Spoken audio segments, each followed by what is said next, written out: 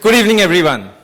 This Saligaon Institute, 100 years old, 98 to be precise, has been doing its part for the village of Saligaon in the field of literature, sports, cultural activities, and a lot of traditional activities also for the members of this institute. We have been active earlier. In COVID, it was a little low, and back now in form. And today we are here to support one of the daughters of this village, Yvonne Vaz, for the launch of her book. On behalf of the Saligaon Institute, I welcome all of you here. Thank you. Thank you, Vanish. A very warm welcome to all of you. And ya prasanga chair tumka mog mugacho yaukar. Namaskar. Ani, bhai, did I make any mistakes? No. My job is very simple today. I'm your host this evening. My name is Heta Pandit. I'm also a Saligaonkar, and I'm very, very pleased to welcome and the whole panelists and the release of the book that Yvonne has presented to us today. I would say it's a gift. So thank you, Yvonne. I will first start with an introduction of Isabel, not because you're the cutest person in the room. Isabel Santarita Vaz is a retired professor of English, Tempe College of Arts and Science, guest faculty, Goa University. She's a founder member of the Mustard Seed Art Company.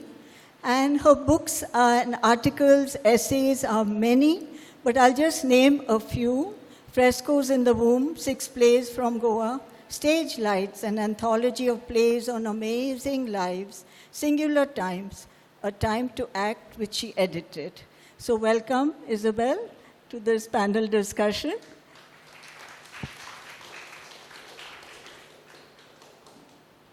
Bai actually does not need any introduction, but anyway, Damodar Mauzo, Bhai, to us all, is a distinguished Goan novelist, short story writer, screenwriter, primarily writing in Konkani. He received India's highest literary honor, the 57th Gyanpith Award in 2022. His notable works include the novel Carmelin, which won Sahitya Academy Award in 1983, Tsunami Simon, and Jiv Diu Kachai Maru. Mauzo is a co-founder of the Goa Arts and Literature Festival and is a vocal advocate for freedom of expression and Konkani identity. His essays in English were published in a collection titled Ink of Dissent. So welcome, Bhai. Joshi Lorenko. Joshi Lorenko is a writer, editor, and translator whose short stories, essays, and translations in Konkani and English have appeared in various anthologies and periodicals. He's the author of The Parish Churches of Goa, Study of Facade Architecture, The Fever and Other Stories, and The Wit and Wisdom of Ancient Goa, which I have on my desk and I flip over every morning, a collection of Konkani proverbs. He was editor of the Goa Streets Weekly and co-edited Peacock, the IFI Festival magazine. He's a practicing civil engineer based in Margao, and some of us know him as Jose Lorenzo. Warm welcome to you, Jose. Okay, and now I'll introduce the author.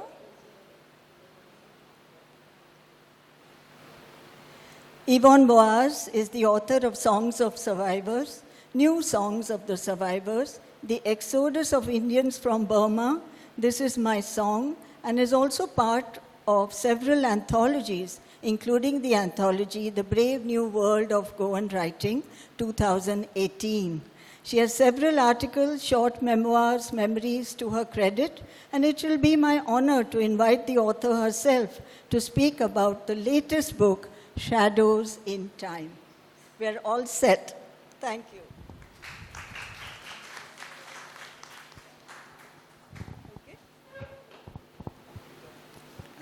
Okay.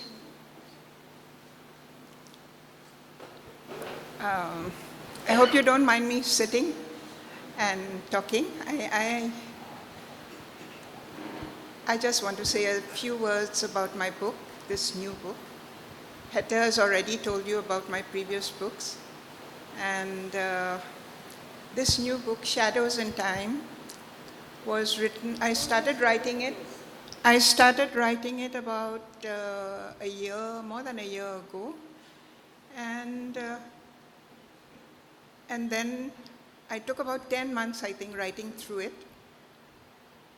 I'll just tell you a few things about the process of writing it. I started off in a very, what would I say, non-confident way.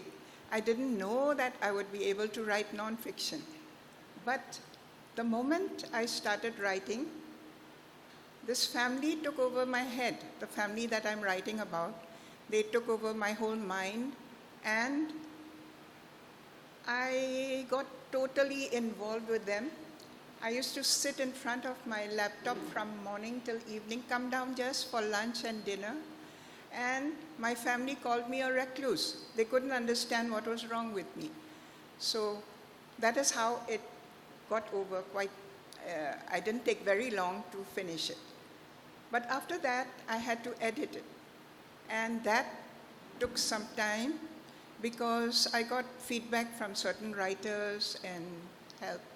I belong to a writers club in Brisbane too, attend meetings there, and they gave me some feedback. And I also belong to Goa Writers Club, and this Goa Writers has been, I want to talk about it a bit. They have been so instrumental in encouraging me to write, never to give up in the middle of writing something, or, even if I make mistakes or anything, there's always a way out that I can write. So these Goa writers have been very supportive in my writing journey, and I really want to thank them. The vote of thanks normally happens much later, but I'm giving my vote of thanks now. Thank you to the Goa writers and to my writer friends in Brisbane who have helped me. There was someone called Jean. She did a lot from the Goa writers. She helped me a lot with the feedback and editing my work, and I'm very grateful to her too. I have chosen Isabel, Bai, and Jose to release my book, not just because they are writers or they are famous. I choose them because they are so good and kind, and I appreciate goodness in people. And although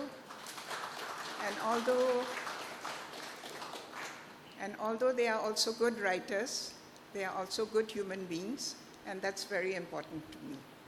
So, thank you. And thank you all for coming. I said, before I forget my thank yous, I have to thank the Institute for allowing me to use the premises to release my book. And I also thank all of you who are present here today, who have taken the trouble to come.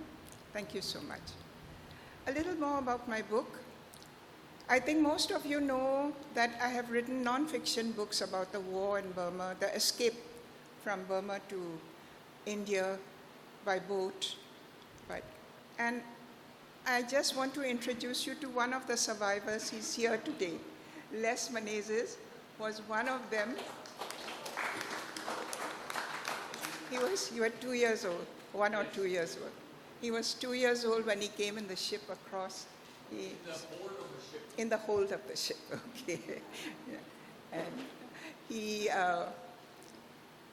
And I'm honored to know that there are still survivors around. And most of them, the survivors who had given me their stories, have all passed away.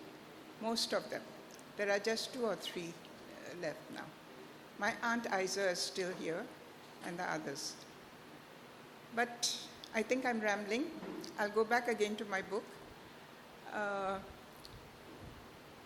This book happened because I was thinking about the stories that were told to me in my previous books, in my non-fiction books, and those stories made history come alive for me.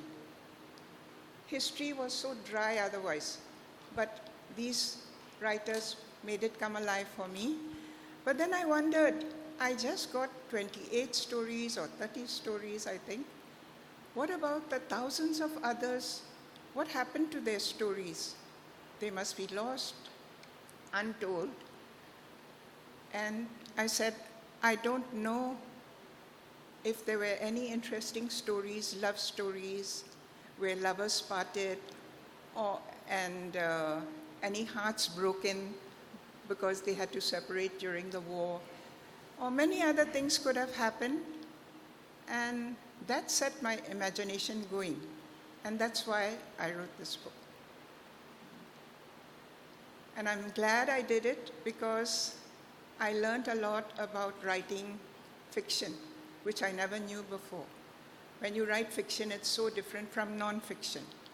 You have to worry that the characters don't say something out of character, or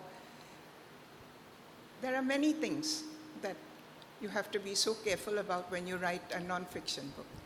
So I learned all those things. I used to go on YouTube and learn quite a bit, read my old novels and find out what was interesting in them, how did they use dialogue, and all those things. So I'm glad that I wrote fiction because I learned so much from that experience. So you can ask me anything later. I think I've told you enough now about my book. And thank you again for coming and listening to it.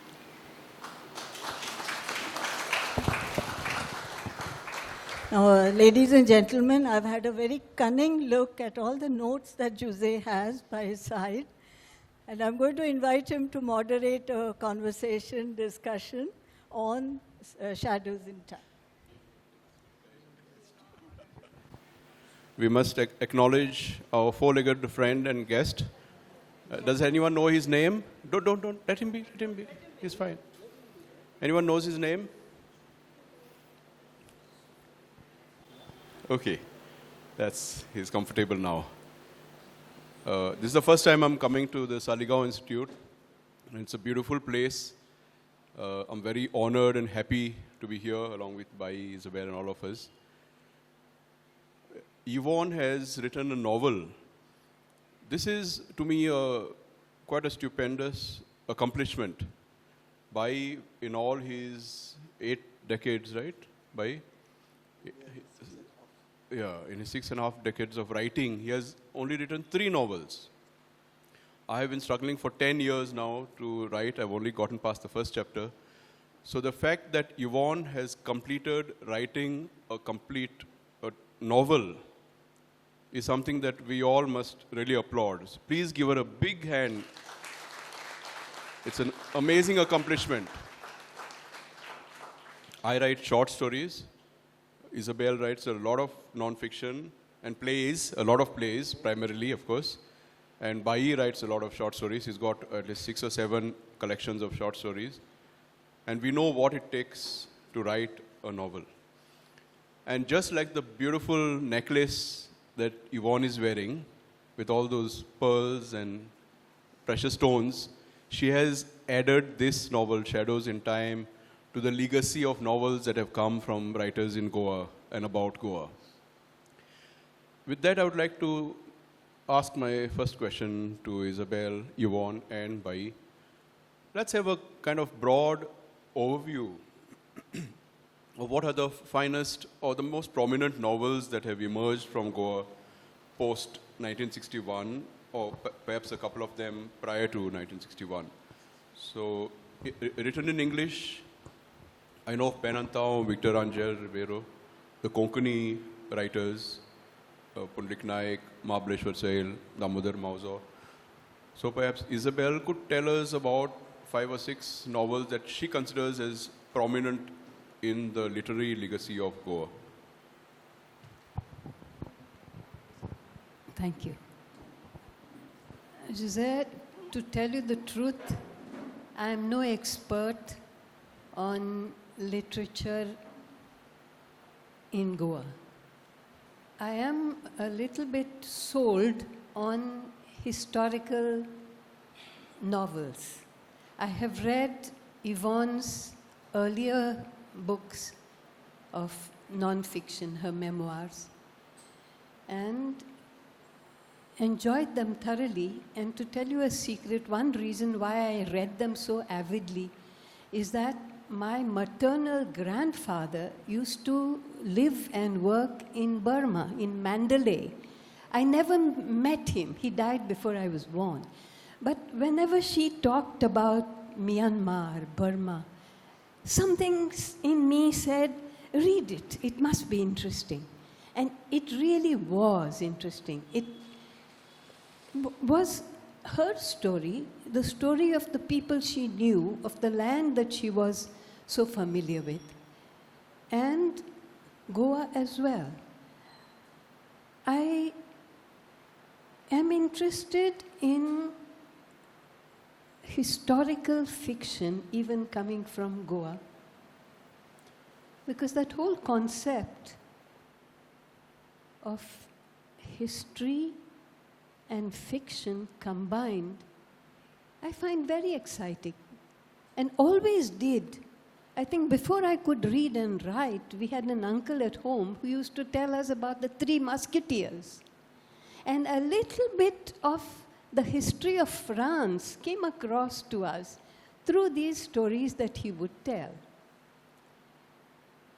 I have been interested in something that was written recently called Colonial Sunsets by Alexandre Muniz Barbosa. And I keep asking myself, what is historical fiction really? Is it history? Is it some made-up stories about people who never existed and sort of latched on to some facts? And I realize that it is much deeper than that. There is research that goes into writing a historical novel, as for instance Alexandre has done with his.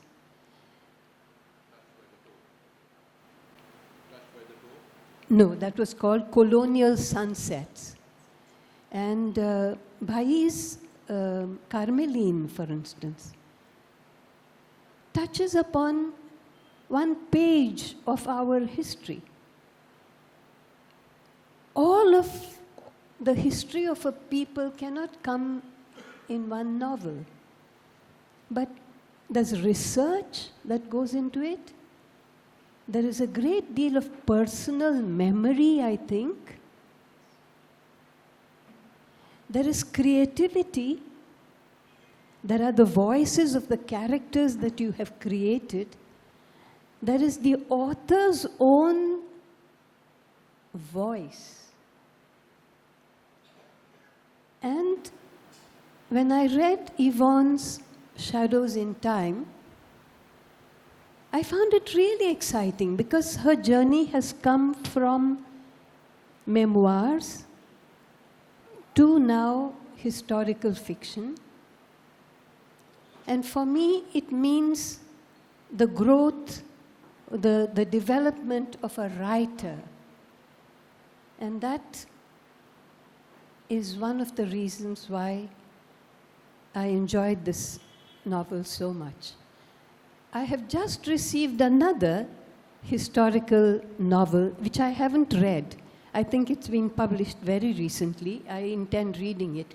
Rescuing a River Breeze by Mrinalini Harchandrai. And I've just read one page, and it is about the liberation of Goa. Yeah, so I am not a novelist. I can't say very much about writing novels. But I have written a few plays that touch upon history. And I can assure you that they are it's a challenging job to do that. One play that we did was somebody told us, for GALF, why don't you all write a play for 50 years of the liberation of Goa, which we did, and that was it was called Playing with the Eye of the Dragon. Then something else, I thought, nobody has written about,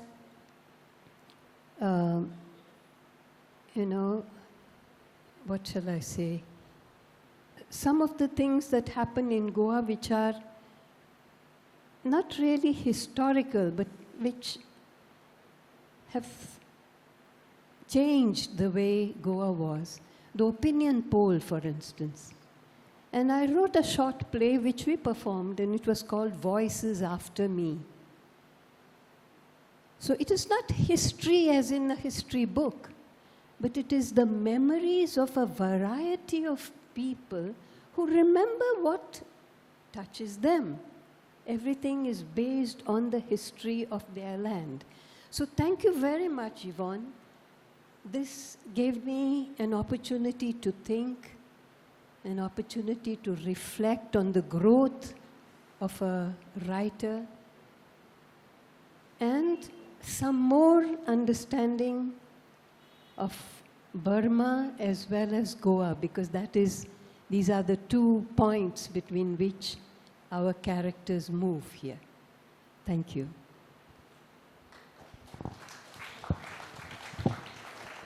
I'll come to Yvonne next. What Isabel said struck me at the very start. You mentioned an ancestor of yours who had been living in Burma. I think almost everyone here has had some ancestor who has been living in Africa or in Burma or other parts of Europe. And everyone here has a novel inside them waiting to get out. I was told that my grandfather, my paternal grandfather, he was on a merchant ship of the British merchant ship, and when World War II broke out, he was placed under house arrest in Japan, in Hong Kong. And then my grandmother traveled all the way from Goa to Hong Kong, and when she eventually came back, she was carrying my youngest aunt in her womb. So these are stories that we are told, and at that time we were too young to get the details of all those things. All my grandparents have passed away, and all their stories have gone along with them. So if you do have stories in you, please write them down, at least write down the details so that at some point of time you can write your own novel. I come to Yvonne now. What are the novels from Goa, from Goan writers that you may have read or influenced, or even other novels? Just tell us a couple of novels that have inspired you. I forget titles and names of authors and all that, but there were many historical fiction novels that I read. I think the places that I go to, or the places I haven't been to, something like that. I forget titles, sorry, but I have read a lot. And because I read a lot, I forget the titles too. But one thing that we wanted to talk about in this session is that the novels in Goa, they tell about the changing times. They record the changing times. They are an archive. If you read a novel, you will see how life was different many years ago and how it is now, how it has changed. And to talk about my novel, I'll just give one example. This lady, she comes out and she gets a start when she sees someone sitting on her doorstep, a drunken beggar sitting on her doorstep. She gets so startled and afraid, and she screams out to the neighbor to come and help her. And the neighbor just comes and tells her, "Don't worry, he's just had too much feni. Just give him some money, he'll go away." So she fished out some annas, she gave him. This was in 1942. Fished out some annas and gave him, and he went away. Then this lady was reminiscing. She's saying, all the doors are left open in the village. Nobody locks doors. Nobody closes doors. The doors are left open the whole day. And yet, these beggars, these drunken persons who need the money, they never enter a house and steal money. That is the culture of Goa. So that happened many years ago. I don't think it happens now. So that is something that has changed. And that's what I wanted to talk about. That sometimes when you read a novel, you'll see how it was many years ago and how things have changed now. You don't see that same situation anymore. There are lots of instances I could talk about, but I think I'll ask Bai to talk about it now. Rather than facing new questions, I would rather prefer to answer the earlier questions. One about the books on Goa or the history of Goa. It is said that you should write your history, your own history. If you don't write your own history, somebody else writes. And it may not be just history. Most likely it will be distorted history. Now that you mention about Mridalini's book, which is about Goa, I wonder how much Mridalini has absorbed Goa. It is said that Goans do not write about their own history. And this is precisely, I congratulate Yvonne for taking up the pen, and she wrote about that period. And when I say period, I want to distinguish between the historical novels and the period novels. Yours, I can call it a period novel. It has historical facts about the World War blues which Burma has faced. You have been privy to many other things in Burma also. But then when you write down out of your memories or after listening to reminiscences of others, then it becomes more and closer to authentic. So I'm very happy that your book, you see, it is said, because even Isabel just mentioned about the memories. My favorite writer, Gabriel Garcia Marquez, has read, and I don't want to steal from him. He says, what matters in your life is not what happens to you. It is how you remember it. Because everybody remembers, but your own way of remembering it, also it matters, how you perceive it. Whether you perceive it objectively, to tell the truth, or your own truth. It can be different from others' truth. So this is very important point, that one should write about your memories objectively, with a perception, with a, you have to rightly interpret it so that they are not distorted facts. Because when I read Yvonne's book, I will consider it as authentic book about those days in Burma and those days in Goa. When somebody else, after a few years, will read it, you will probably get an authentic picture of those days. When I read Yvonne's, if somebody else writes, I wrote Carmeline. Carmeline is about ayahs who worked, Goan women who went to Kuwait to serve as ayahs. And anyway, but I had not been to Kuwait until then. Though I desired to go, I didn't have, I couldn't afford to pay a visit to Kuwait, a country, just to write a novel. And I was not sure that I'm going to write a novel. I thought I was writing a short story. But it turned out to be a novel. That is another part of it, how you write a novel that you can discuss later. But I'm happy that I could finish the novel, because now it is a document of those years, say late 60s, early 70s. It's a part of our history. Earlier, Goans, just before liberation of Goa and the liberation of the East African countries as well, many number of Goans were living in those parts of Africa. They have left their imprint on that soil. Unfortunately, it is not recorded to the desired extent. And I think it was the duty of all the repatriates who have come back from Africa to jot down, to write about it. Then it would have been an authentic account of those years. People probably love to read history as fiction. That is why historical fiction also is important. But historical fiction is different, history is different. That is why I prefer to call her book as a period novel.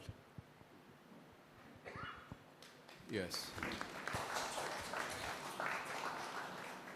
I once read of Aldous Huxley and a couple of other European authors who had never been to the places that they wrote about, but they investigated deeply, because the responsibility becomes doubly serious when you have not been there and you have not experienced firsthand what that country or that place is like.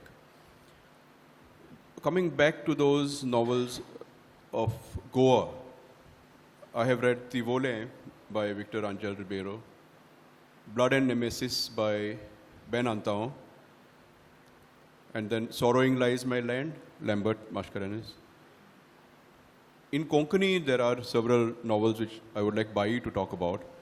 But coming back to Isabel, I would like to know her brief overview of Senhor da Ira, Orlando Costa's novel, and the other one, the play that you translated from Portuguese to English.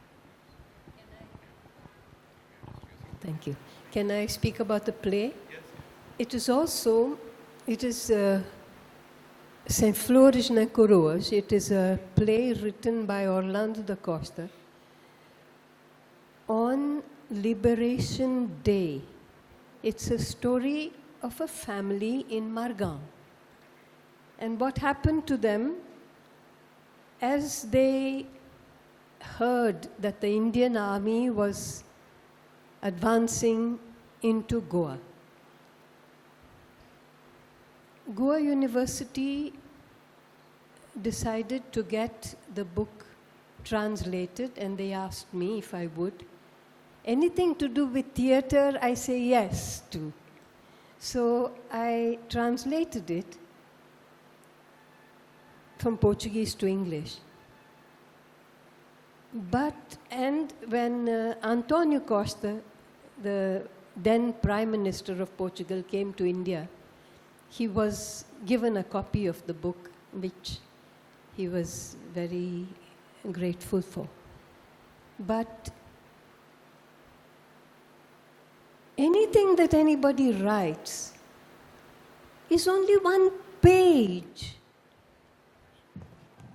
For instance, the liberation of Goa. However much people will write, there's always somebody else's experience. There's always somebody else's interpretation. For instance,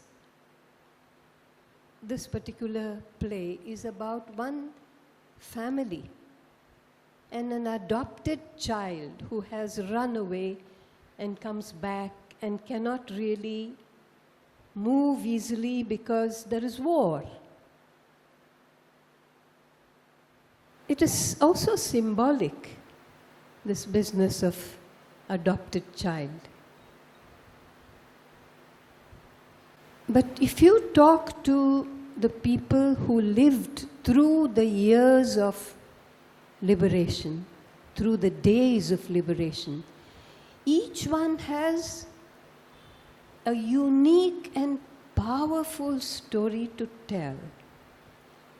If you allow me, this is a personal touch. The house of Orlando Costa is just 2 minutes away from my mother's house in Margam. And I will tell you about their experience of liberation. When the Indian army was about to enter Goa, everybody knew. Everybody was talking about it. The Indian army is about to enter. We lived in Panjim, and we lived 1 minute away from a bridge, small bridge. And there was this information going around that all the bridges in Goa had been mined and that they would be blasted off. So somebody came and told my dad, do you think it's a good idea living here? I think you should move. So we are originally from Aldona. We packed our bags and we went home. That particular bridge was not dynamited. But from our house in Aldona, we could hear a bridge in Mapsa being blasted. We could hear it. And something else happened.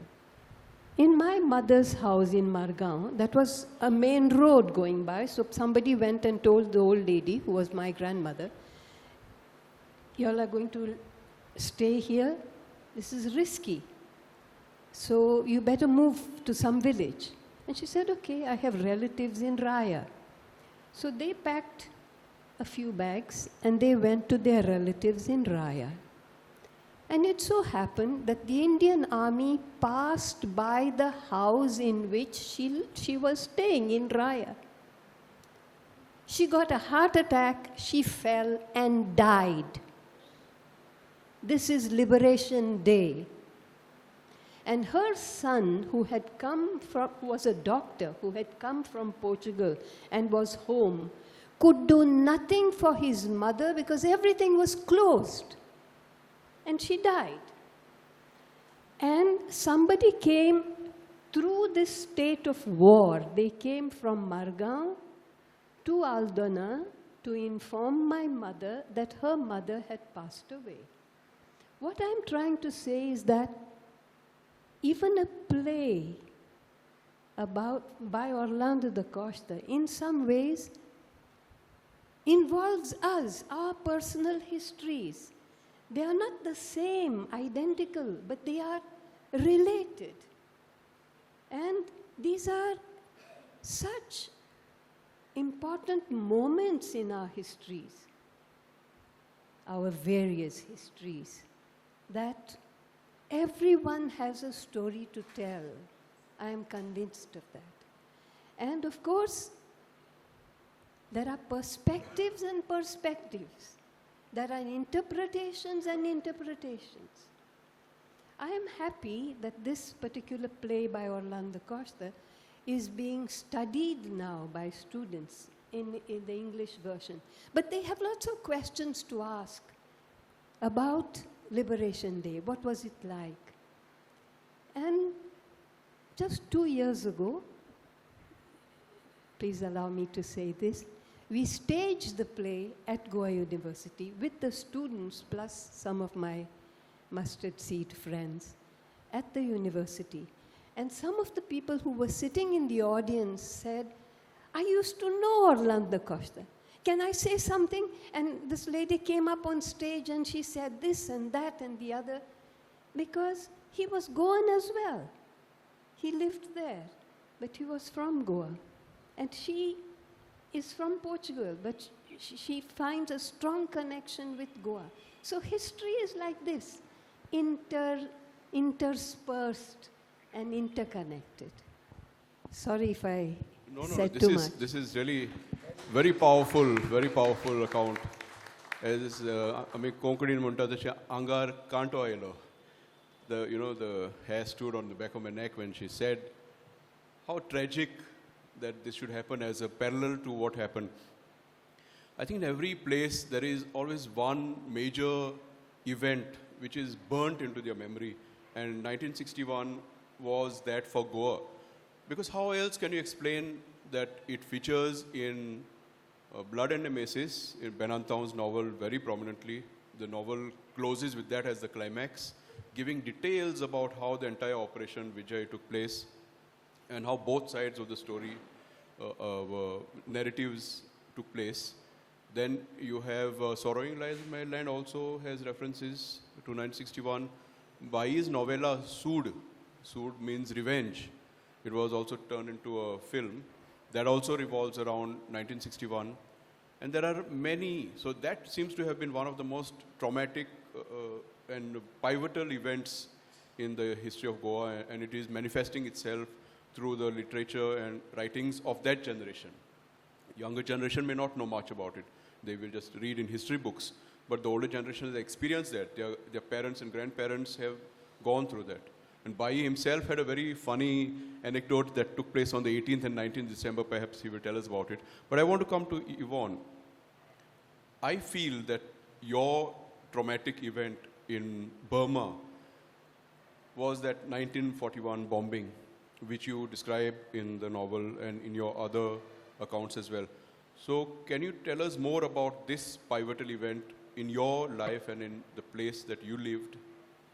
1961, did it mean the same to you as that bombing? Does it? To say I wasn't alive, I wasn't born when the 1942 But in terms of broke out. significance. It's just what I heard about.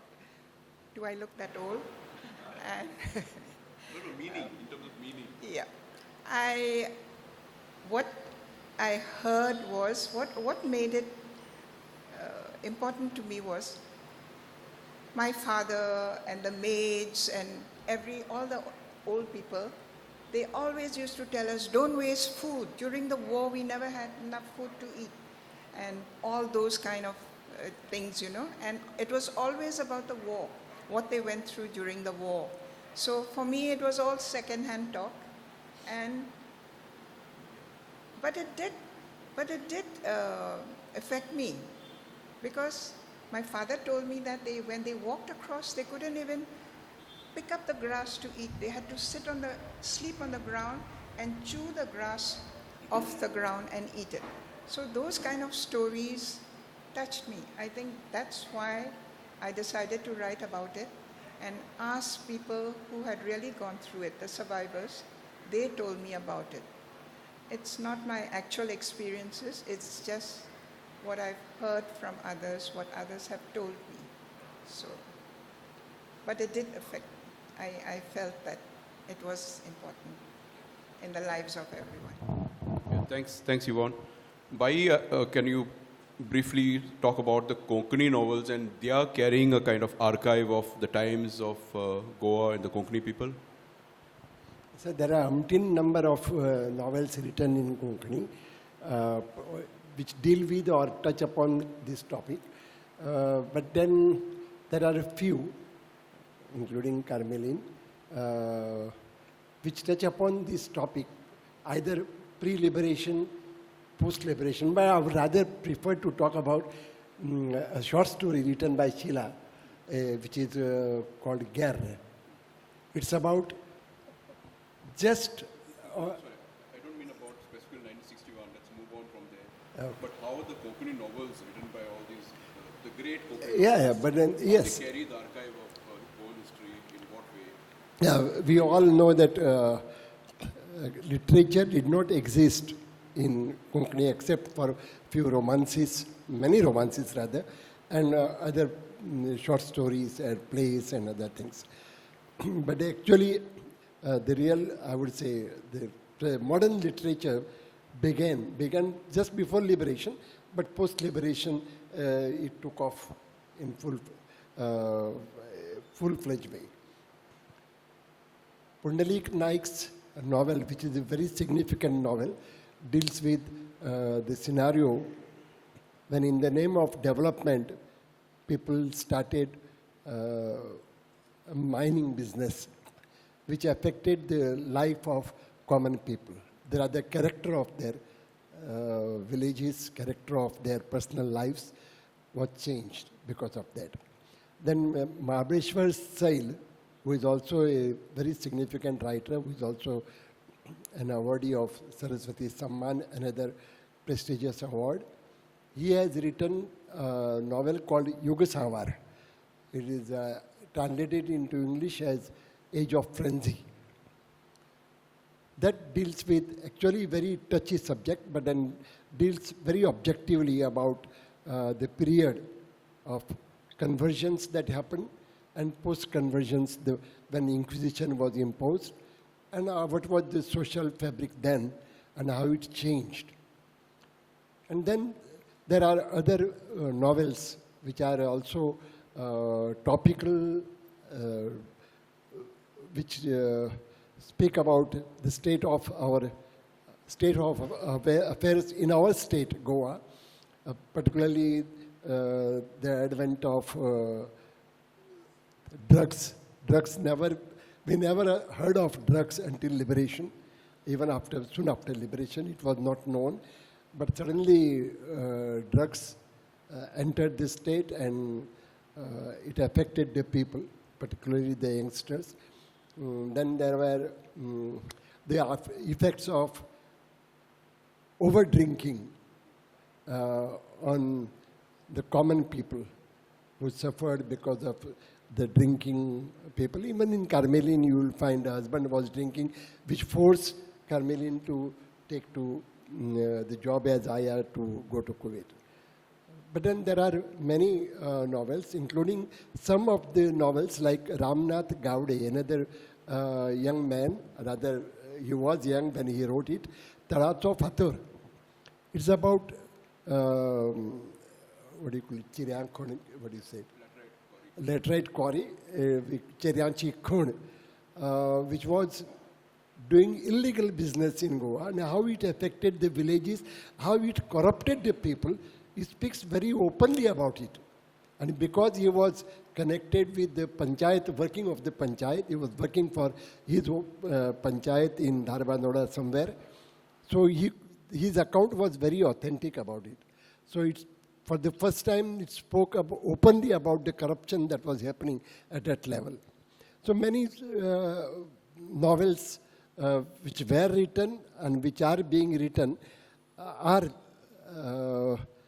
significant in terms of the content, the topic, and everything. But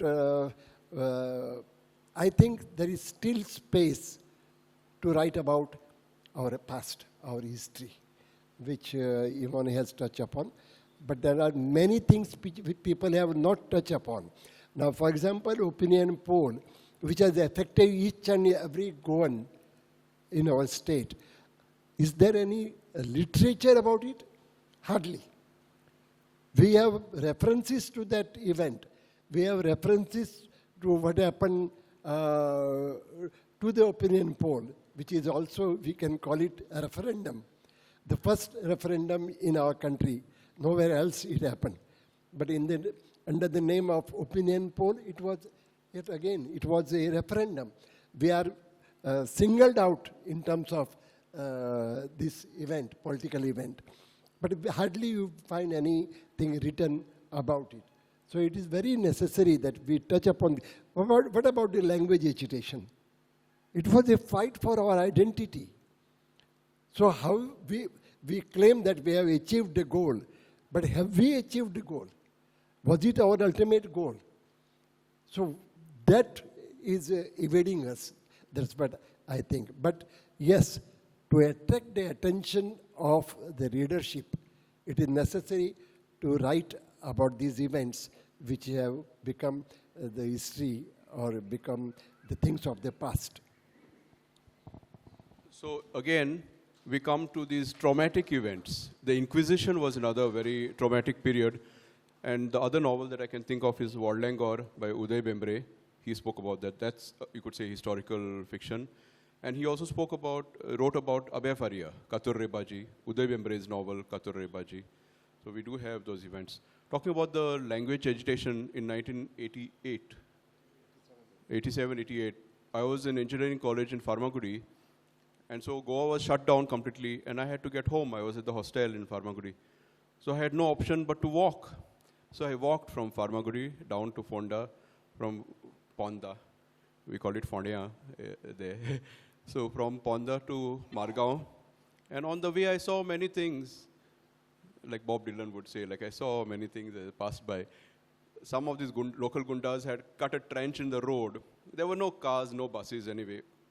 Even a few cars, even a scooter or motorcycle, it had to cross on a narrow plank and cross that trench, for which they had to pay 5 rupees to the guy who was handling that trench. So everyone paid 5 rupees and carefully took their scooter on top. Sometimes they put 2 planks and let a car pass through. So I saw a lot of these things, and I kept walking from Ponda to Margaon. I lived in Veli, so I had Naveli, Shishini, Asolna, Veli. And by the time I got home, the moon was up in the sky, so it was quite an experience. Although I ran 10 kilometers recently, but that day I walked around 35 or 40 kilometers, I walked. So I think we have covered a lot of ground. Again, those traumatic events, I would say right from 1510, 25th November 1510, Alphonse Albuquerque comes to Goa. And that's his second conquest of Goa. The first one took place in May, as we all know. And then Adil Shah drove him out with his troops. Alphonse Albuquerque took his ships and he waited in the Arabian Sea until reinforcements would come from Portugal after the rains. And meantime, Yusuf Adil Shah passed away, and there was his child, a son on the ruling. And when those reinforcements came on 25th November 1510, the day of Saint Catherine's feast, Alphonse Albuquerque captured Goa again. And he was so mad at the Muslim population of Velha Goa, Ella, what it was called under Portuguese Adil Shah's time, that he slaughtered around 6,000 Muslim men, women, and children. And it's recorded in the archives. He wrote a letter to the king. He said it was a deed well done. So you can imagine that was one of the first massacres in early history of Goa. So that's a traumatic event. And then you had the Inquisition, a long period of terrible times.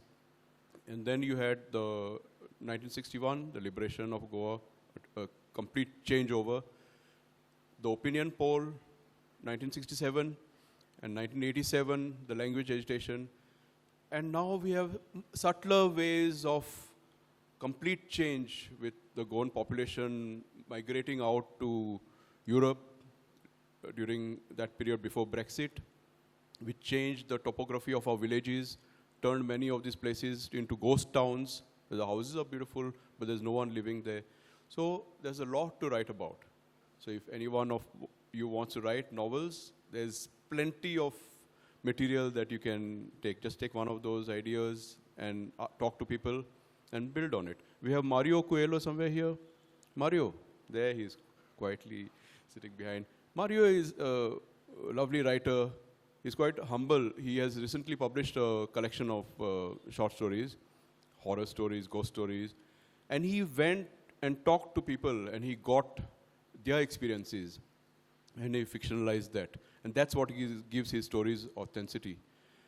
So I think, as Bai said, we have to write our own histories, otherwise someone else will write it for us. And they will distort it. I read one book, Once Upon a Time in Sunaparantha, which was published by Penguin. It was such an atrocious novel, stereotyping Goa with an almost vicious, hatred of Goa almost, contempt of Goa. And I was shocked because I always admired Penguin as a publisher. My grandfather's books published by Penguin, many of them first editions, are highly respected in our cupboard at home. And that Penguin would publish such trash, I was appalled by that. So things can go wrong. Someone else decides to write your history and he's going to produce a warped and distorted and hateful edition of it. Only we are to blame because we just sat quietly and we did not write. So all the best to all of us for future novels to come. Heta? Thank you so much, Isabel, Yvonne, Bai, and Jose. You know, like we said, we've understood from Yvonne's book and her previous books and other novels that our panelists have spoken about, that there are layers and layers and layers in every novel and every story also.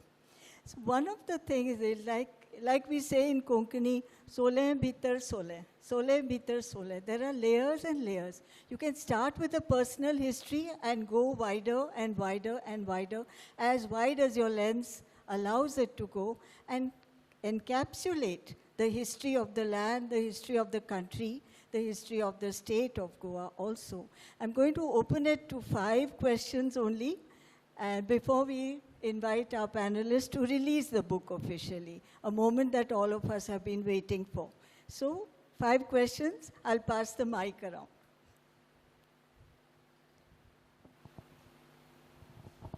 This is aside from your experiences and your parents' experience in Burma. Did they talk that the last emperor, Mughal emperor, was exiled and living in Burma? Did they talk about that? Because he lived there with his family. He was exiled by the British. Zafar, I think he was, the last Mughal emperor. Yeah, he was over. Pardon?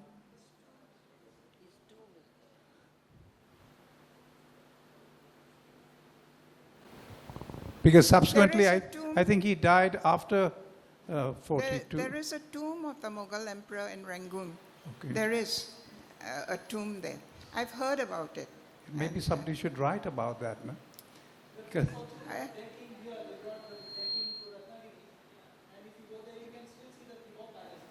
No, he's not talking about the king. He's talking, yeah. Yeah, Bahadur Shah Zafar. And he was brought to Ratnagiri. The royal family from Rangoon was brought to Ratnagiri. Yeah. Another question, please. Another one? Yeah.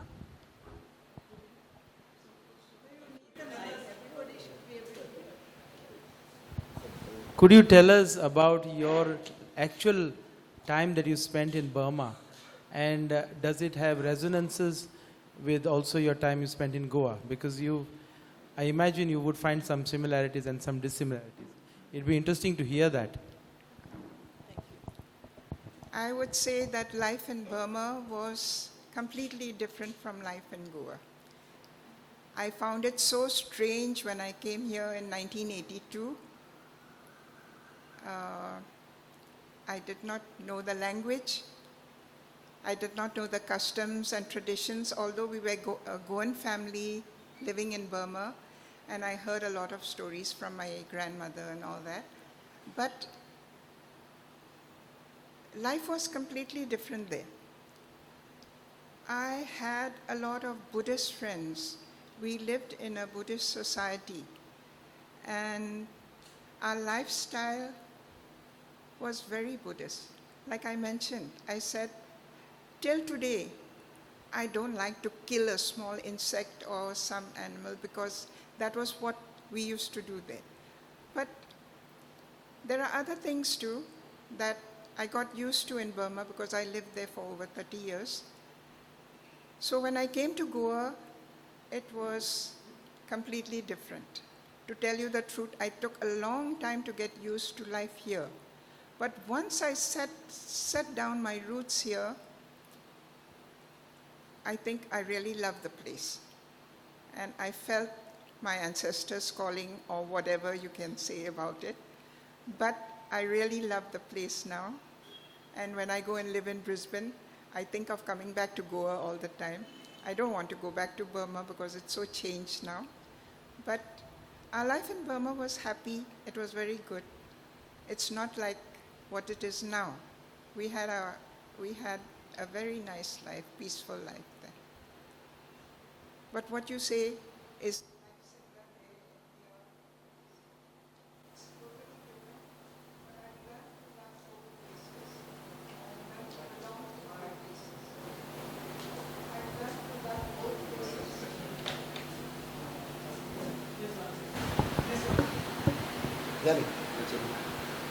I'll just repeat that.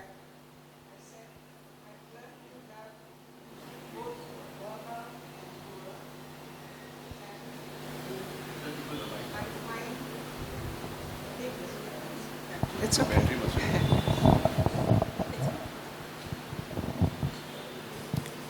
The differences don't matter anymore. It is, I think, setting down roots here, and I also had my roots there because I was born and brought up there. So I think what matters is the community, the people, and those two things matter a lot to me. I'm happy in both places.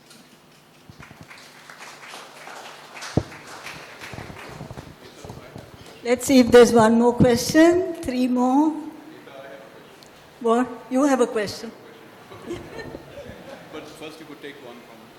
Anyone in the audience? In the synopsis that Yvonne gave by Isabel and me, there's mention of some talk, some advice on psychology and some Buddhist approaches to dealing with trauma. Could you sort of briefly tell us what you mean by the Buddhist approach to trauma? It's not just to trauma. It's the Buddhist way of life is that everything is impermanent. That is the basic tenet of Buddhism. Everything is impermanent. So you don't hold on to anything. You don't cling on to anything. You must learn to let go. If something is lost, you must learn to accept it. You must know how to take, which doesn't happen in the Christian society. I feel that. If something goes wrong among the Christians, we'll start praying to God to make it okay, to give us a miracle, something like that kind. But the Buddhists would always accept it, and maybe they would use their own efforts to try and change something. It's quite different. And not only that, it's what I wrote about the Buddhist philosophy is that the main thing is that impermanence. Don't hold on to anything. Don't have too much attachment to anything. I think it's very important because I've learned my lessons with that wise advice that I had to. And another thing that you asked was about the trauma. The trauma happened with these 2 teenage girls because they had to leave everything behind, experience the bombings and all that, and then come away to a new place which they didn't like at all, to Sangolda, and to live in that society, it was very difficult for them. And the main thing is the bombings traumatized them. So one of them was so traumatized that she couldn't live a normal life.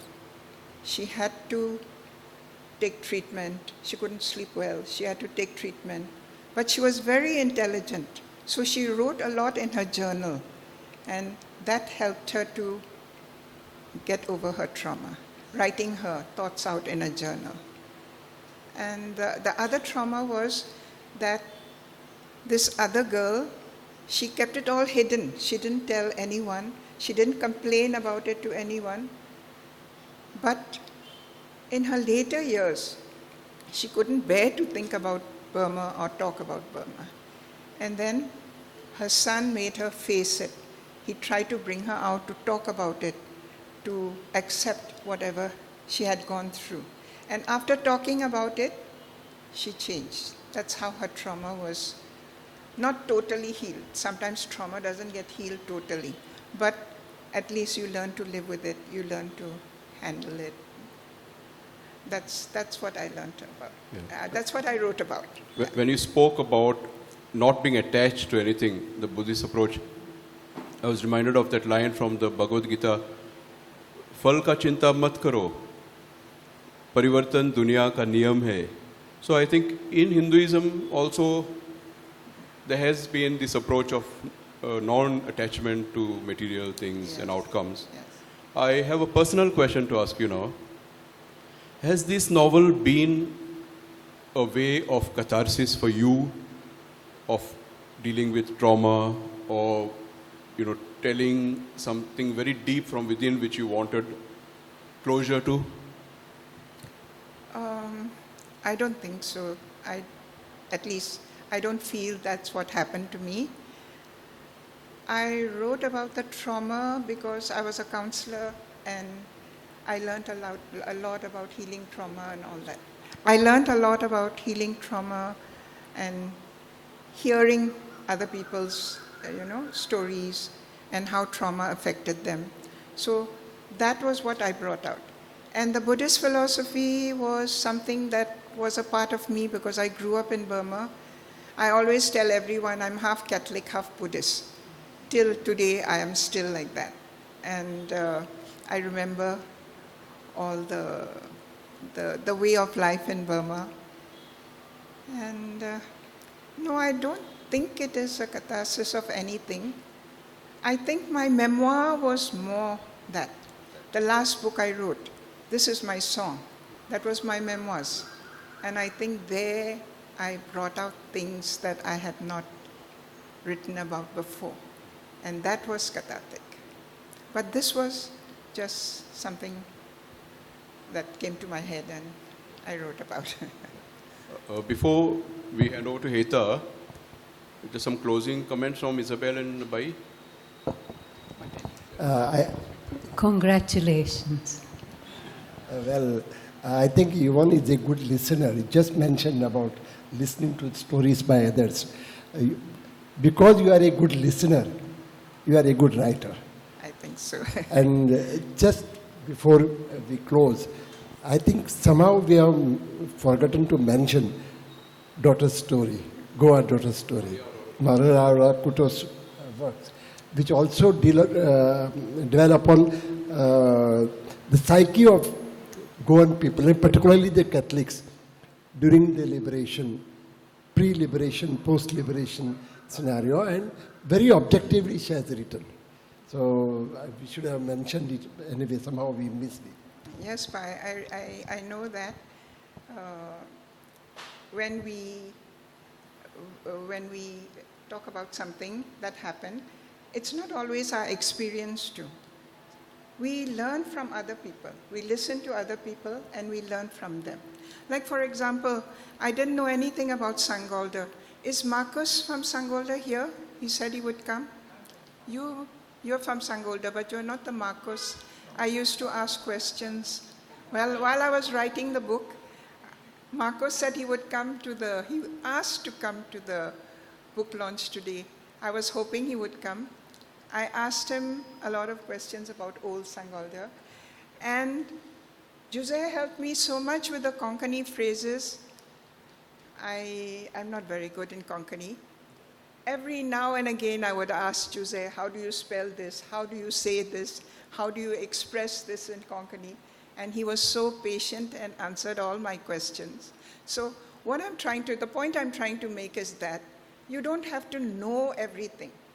You can find out things. You can ask other people. You can learn from others, listen to others. And I think that's very, very important. And writing about it is a choice. But everyone should start, I think, make a little effort, write at least a little journal, something interesting that happened to you. Like my brother sometimes writes about little things that he finds interesting in Goa, and it comes out in the church bulletin. Like that, you can write something that interests you, and you can ask around and find out.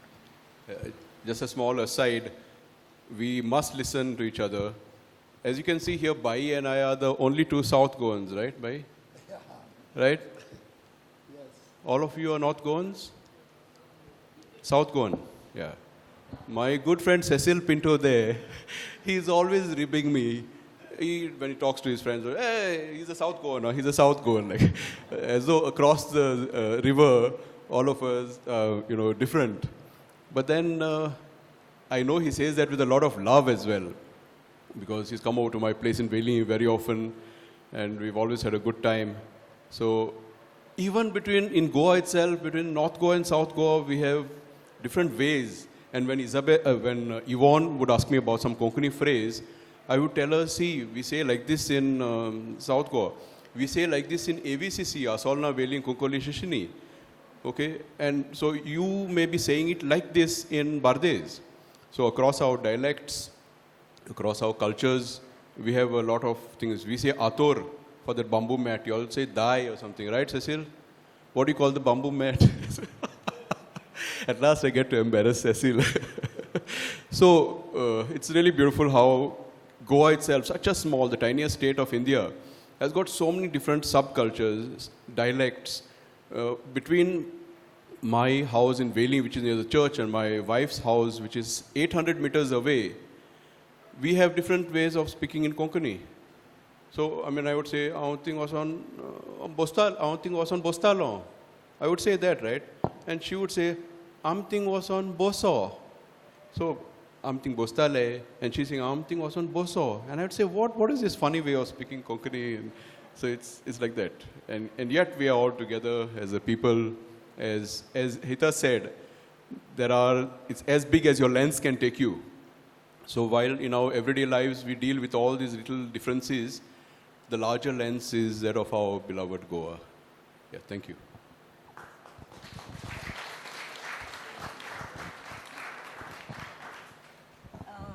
If there are no other questions, shall we ask our panel? Yes? Okay. Hello. The Menezes family is what's selected in your novel. I'm from the Menezes family. And of course, we are survivors from Rangoon. We came out in 1941. And of course, your novel says this comes out in 1940. How did you select a Menezes family?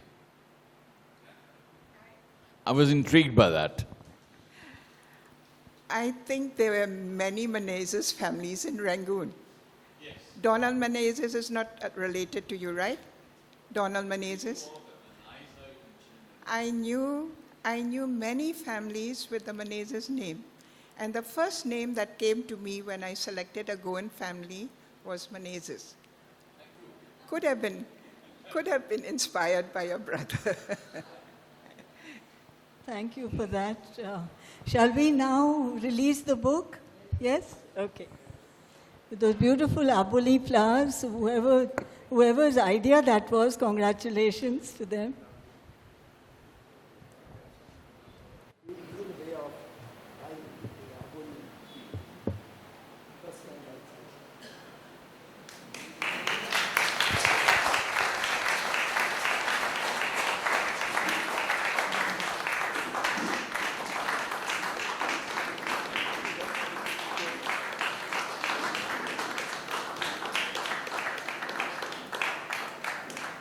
Kavita, can I ask you to take a picture?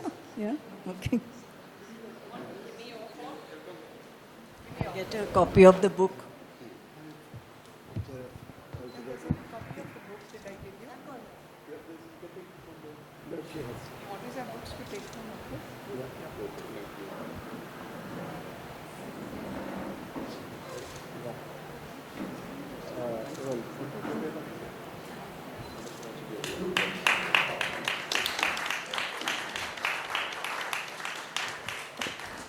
Well, thank you so much, all of you. You've been wonderful, interactive audience. And thank you, Isabel, Yvonne, Bhai, and Jose for a stimulating, a very lively conversation.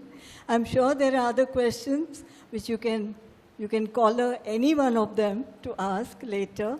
So thank you once again. And a big thank you to the Saligaon Institute for hosting us today, and for Lalita and her little group of friends here, who all happen to be Yvonne's cousins, for manning the desk, the book desk.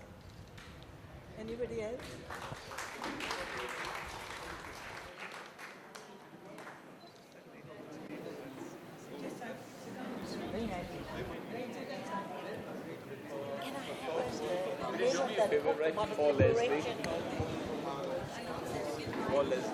Yes, guys, you can buy a copy of the book. It's at a discounted price for today.